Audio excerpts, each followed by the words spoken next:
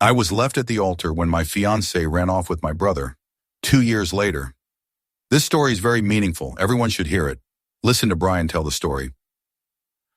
About 2 years ago, I stood at the altar, heart pounding, hands shaking, ready to start my life with the woman I loved. The guests were seated, the flowers perfectly arranged, and my future was waiting for me just beyond those heavy church doors. But my bride never walked down the aisle. 1 hour before the ceremony, my phone rang. At first, I thought she was calling with some last-minute nerves, maybe needing reassurance before taking this huge step. I smiled when I answered, expecting to hear her voice filled with excitement. Instead, she was calm. Too calm. "I can't do this," she said. The words hit me like a punch to the gut. I blinked, trying to make sense of them. "What?" I managed to choke out. "I don't love you anymore," she continued, her tone almost clinical, like she was discussing the weather. "I've been seeing someone else." The room tilted. My breath caught in my throat. "Who?" I asked, though a sick part of me already knew the answer. There was a long pause, then, "Your brother." My knees nearly buckled. She didn't apologize. She didn't sound regretful. She simply said she had to follow her heart, and then she hung up. I stood there, phone still pressed to my ear as the world around me shattered. But the worst part wasn't even her betrayal. It was walking into the venue, barely able to breathe, only to realize that my parents already knew. They had known for hours, maybe even longer, and they had done nothing. Instead of comforting me, instead of standing by my side, they told me to keep it together, to not make a scene, to be happy for them. "Maybe it's for the best," my mother said. My father simply sighed and muttered, "You don't want to marry someone who doesn't love you." They acted like it was some minor inconvenience, like I should just accept it and move on. But how could I?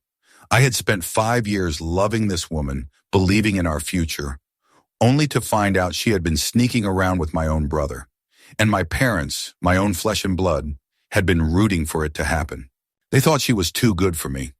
They thought my brother, their golden child, deserved her more. I walked out that day, left everything behind. My family, my friends, my entire hometown. I started over. A new city, a new life, far away from the people who betrayed me. For 2 years, I didn't speak to any of them. I built a life for myself from scratch. Then out of nowhere, she showed up at my door. Her face was thinner, her eyes hollowed out from exhaustion, her once perfectly styled hair now tangled and lifeless. "Please," she whispered, "I need your help." I stared at her, at the woman who had once been my whole world, and felt nothing but ice in my veins. "You have some nerve," I said. She flinched but didn't back down. "It's about your brother," she said. He's not who I thought he was. He's manipulative, controlling. He's cheated more times than I can count. And your parents?" She took a deep breath. "They turned their backs on me the second I stopped being useful to them. And that's my problem because..." Her lips trembled. "We have a son," she said, "and I need to get away from him before it's too late." The words hit me like a freight train. "You have a kid with him?" My voice was barely above a whisper. She nodded, eyes shining with unshed tears. "I made a mistake," she said. "I thought I was choosing the better life, but I was wrong. I see that now. I see what kind of family they really are. I need to leave, but I'm scared. He has money, power. He could ruin me. He could take my son away." She swallowed hard, her gaze locking onto mine. "I need you to testify," she said, "to tell the court how toxic they are, how manipulative your family is. I need someone to back me up, someone who knows what they're capable of." I laughed, actually laughed. "So let me get this straight," I said. "You betrayed me, humiliated me, ran off with my brother, and now that things aren't going well, you expect me to come and save you?" Her hands clenched into fists. "This isn't about me. It's about my son." I stared at her, searching her face for any sign of the woman I used to love, but all I saw was desperation. "No," I said. She sucked in a sharp breath. "Just like that?" she whispered. "Just like that," I said. I stepped back and closed the door. It should have felt good, slamming the door in her face, walking away from the mess she had created. But it didn't, because for the first time in 2 years, I felt something I thought I had buried long ago. Guilt. For a while, I stood there staring at the door, listening to the faint sound of her footsteps retreating. I should have felt triumphant. I should have felt powerful, like I had finally taken control of my own narrative. Instead, my stomach twisted with something dark and uncomfortable. I told myself it wasn't my problem. She had made her choices. She had walked away from me, had laughed at my pain, had let my family manipulate her into believing my brother was the better choice. But a child. There was a child involved now, and no matter how much I hated her, no matter how much I despised my brother, I knew one thing. No child deserved to grow up in that family. For the next few days, I tried to push it out of my mind. I buried myself in work, spent extra hours at the office, went out with coworkers just to keep my mind busy. But it didn't help, because every time I closed my eyes, I imagined a small boy with my brother's cold, entitled stare. I imagined him growing up the way I had, always second place to the golden child, always being told he wasn't enough. Or worse, I imagined him becoming like my brother, cruel and manipulative, learning from the best. Then, as if the universe wanted to remind me that I could never truly escape, the messages started. At first, they were small, texts from old friends I hadn't spoken to in years. Hey man, I heard about your ex. Rough situation. Maybe you should hear her out.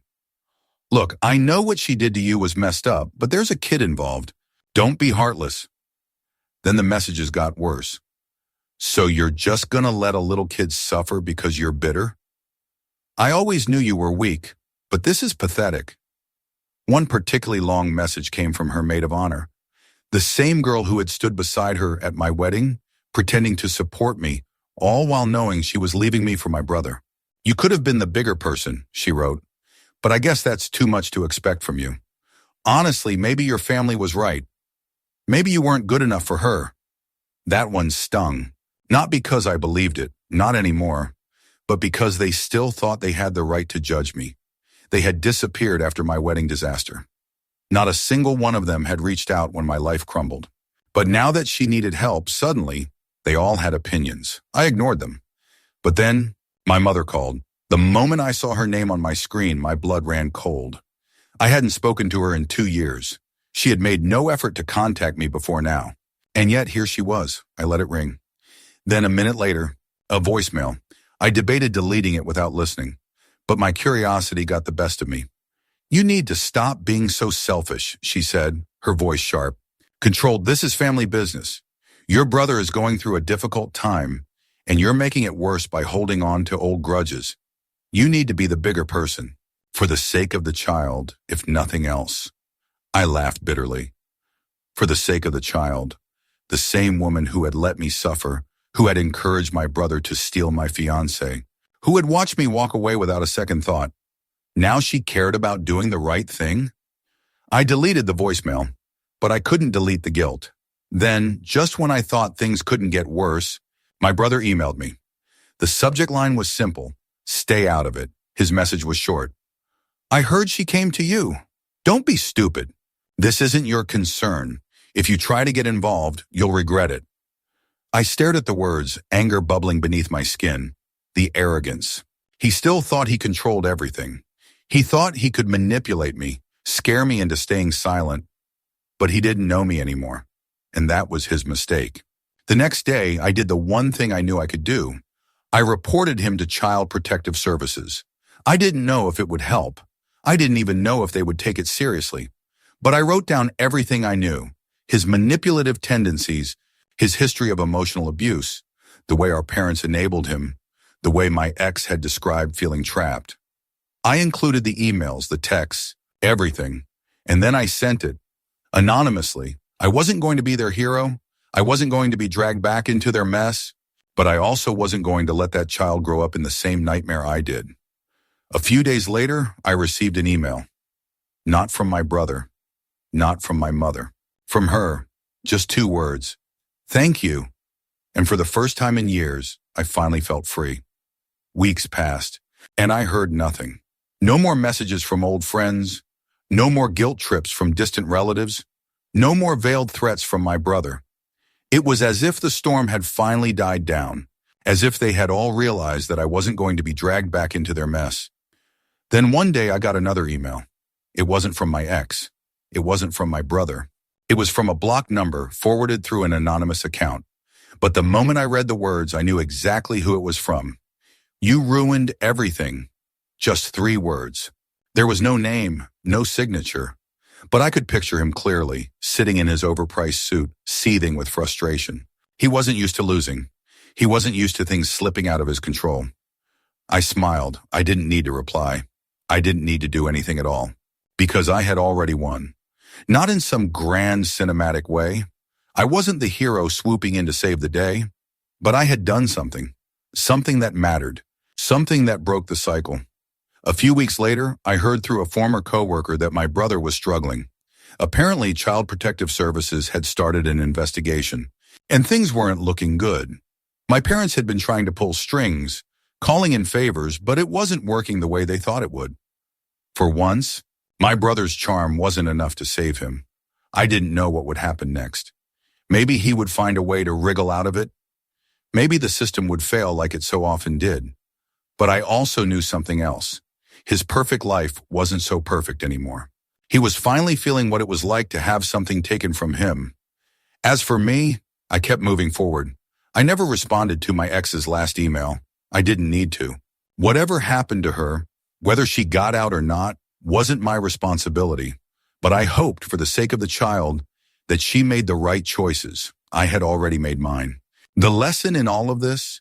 Sometimes walking away isn't enough. Sometimes you have to stand your ground.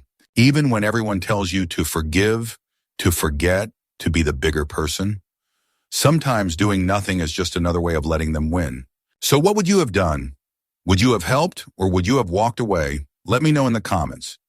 And if you haven't already, make sure to subscribe for more real-life stories that prove the truth is always stranger than fiction.